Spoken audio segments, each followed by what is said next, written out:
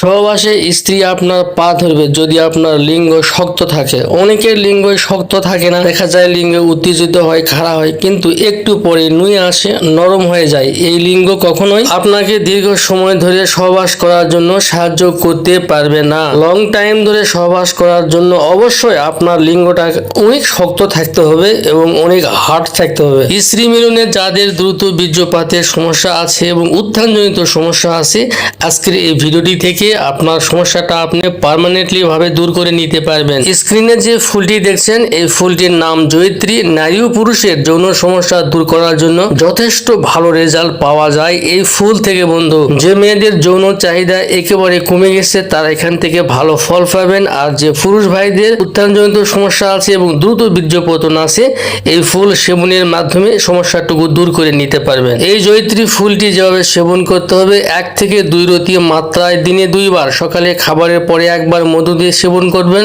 রাতে খাবারের পরে একবার মধু দিয়ে সেবন করবেন। এভাবে যদি আপনি কন্টিনিউ 1 মাস সেবন করতে পারেন, প্রথম 1 সপ্তাহের মধ্যে ভালো রেজাল্ট পেয়ে যাবেন।